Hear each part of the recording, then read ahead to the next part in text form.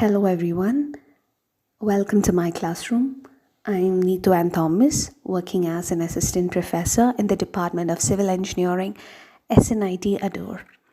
I'm teaching Professional Communication, HUN 102 for first year S2 KTU BTech students. So today we're going to learn about a topic called a Stack Exchange. So Stack Exchange is a network of question and answer websites on topics in diverse fields. Each site covering a specific topic where questions, answers and users are subject to a reputation award process. So the reputation system allows the sites to be self-moderating. So all sites in the network are modeled after the initial site Stack Overflow, a question and answer site for computer programming questions created by Jeff Atwood and Joel Spockley. Stack Overflow. Further, question and answer sites in the networks are established, defined, and eventually, if found relevant, brought to creation by registered users through a special site named Area 51. So, Stack Exchange is nothing but it's a network of question and answer websites on different topics. So, it's just that you know what it really means. Next topic is OSS. We've learned about open source software before. I've mentioned in my repositories portion. So open source software is a software with source code that anyone can inspect, modify and enhance. So source code is a part of software that most computer users don't ever see. It's the code computer programmers can manipulate to change how a piece of software, a program or application works. So programmers who have access to a computer programmer's source code can improve that program by adding features to it or fixing parts that don't always work correctly. So what is actually the difference between an open source software and other types of software? Open source software is a software that anybody can inspect. So this is part of a software that most computers use as a part of it. Now we are seeing the difference between an open source software and other types of softwares. Some softwares has source code that only the person, team or organization who created it and maintains exclusive control over it can modify. People call this kind of software proprietary or closed source software. So closed source softwares are those which are or which can be operated by only one person or an organization. So that's why it is closed or proprietary. Only the original authors can legally copy, inspect and alter the software. And in order to use proprietary software, computer users must agree that they will do anything with the software that the software's authors have not expressly permitted. So Microsoft Office and Adobe Photoshop are examples of proprietary softwares. That is closed softwares. Microsoft, that is, we cannot change any of its alterations. We cannot change this Microsoft Office portions, right? And Adobe Photoshop. These are proprietary softwares. So next we are going to talk about open source software. So this is different, and it's others make its source code available to others who would like to view the code, copy it, learn from it, alter it or share it. So it's just the opposite. Proprietary and open source softwares are just the opposites.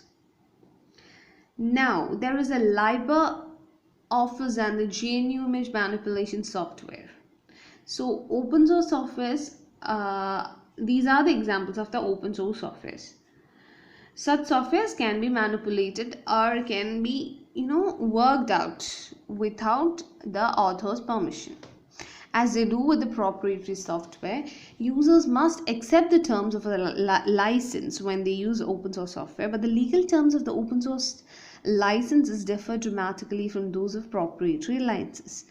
Open source licenses affect the way people can use, study, modify, and distribute software. In general, open source licenses grant computer users permission to use open source softwares for any purpose they wish. Moreover, some open source licenses stipulate that anyone who alters and shares a program with others can share that program's source code without charging a licensing fee for it. So by design, open source software licenses promote collaboration and sharing because they permit other people to make modifications to source code. That is open source code. Open source code, it's used because it forms a collaboration, or it promotes a collaboration with other people, right?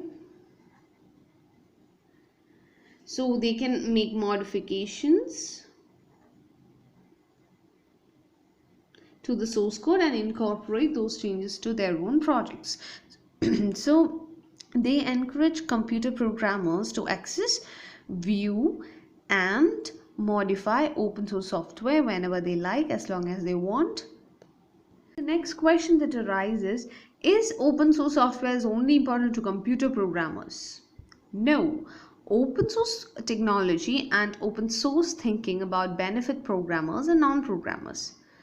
Why do people prefer using open source software?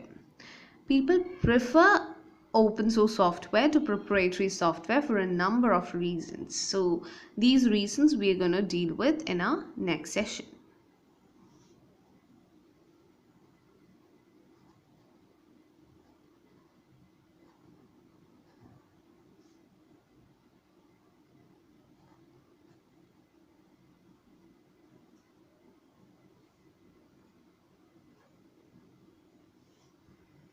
Why people prefer using open source softwares?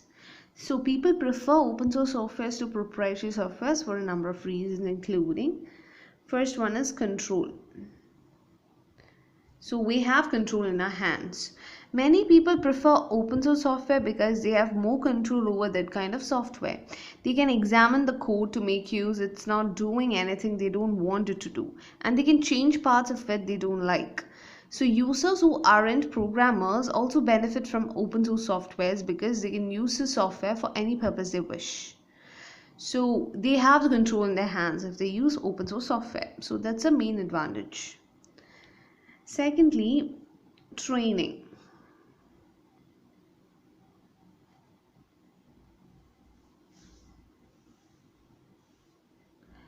So other people like open source software because it helps them become better programmers, right? Because open source code is publicly accessible.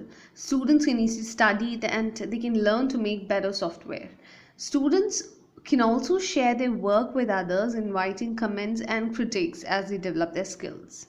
So it's just a part of a training process if they use an open source software.